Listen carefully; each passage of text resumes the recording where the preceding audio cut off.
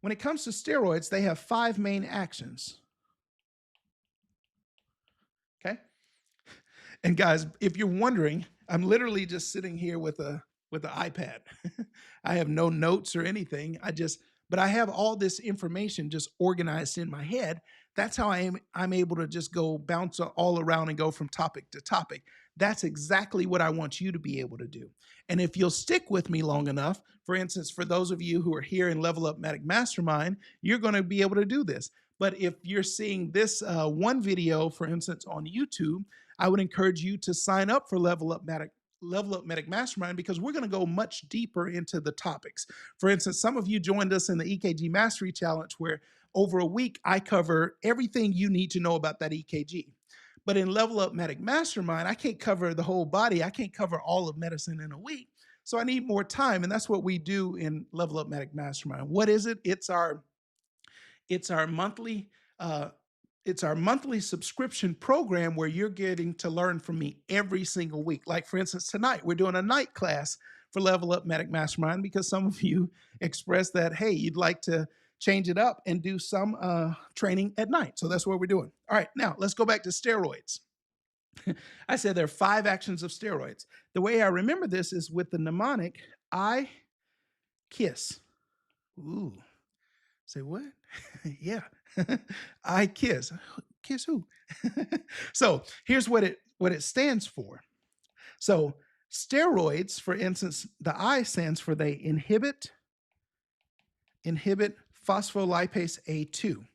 Okay, what's that? Well, when it comes to I don't have time to cover it, but the arachidonic synthesis pathway. So it's where you start off with this fatty cell membrane, and eventually you go down, and as this pathway continues, for instance, you're going to, for instance, make a clot, and then different parts of this are going to lead to things like pain and inflammation and all of that.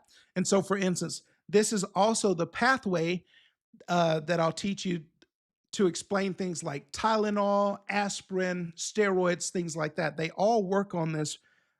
I said arachidonic, I meant to say prostaglandin. They work on this prostaglandin synthesis pathway.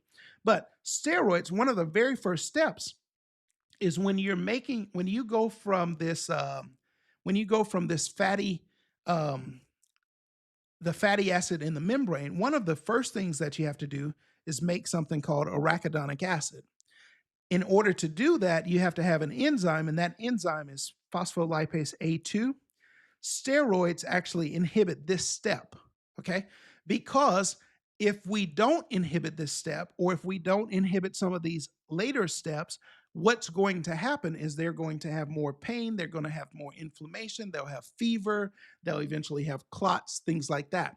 So this is why steroids are often used in the setting of inflammation, is because along the prostaglandin synthesis pathway, we cause inflammation to happen naturally.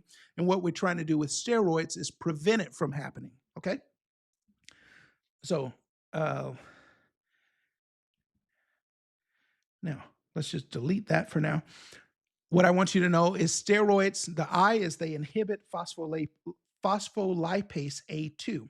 The other thing they do is they kill T cells and eosinophils. What? Now, we just talked about T cells are one of those types of lymphocytes that are involved in immune responses.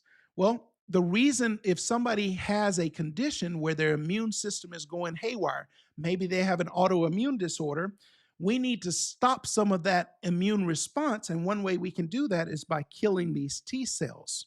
Okay?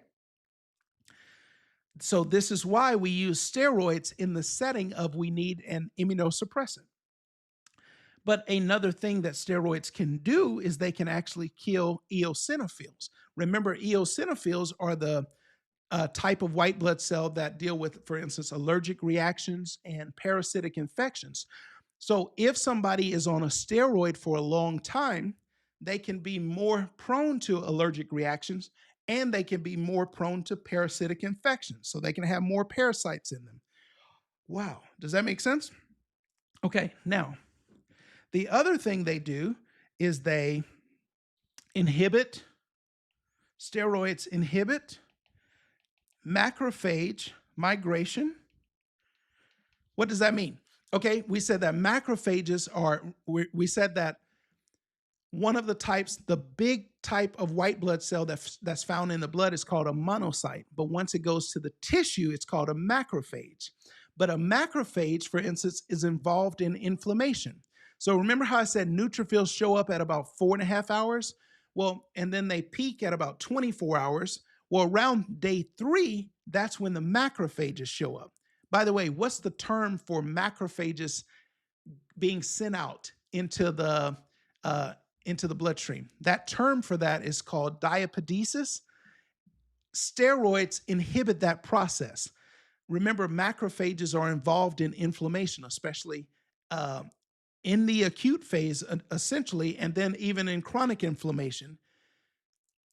Macrophages are one of the key players in inflammation, but we use steroids to inhibit the macrophages from being able to go out to the injury area. Does that make sense? So the net result is we're trying to slow down the inflammation. The other thing they do is, for instance, they stabilize the endothelial cells and then they stabilize the mast cell.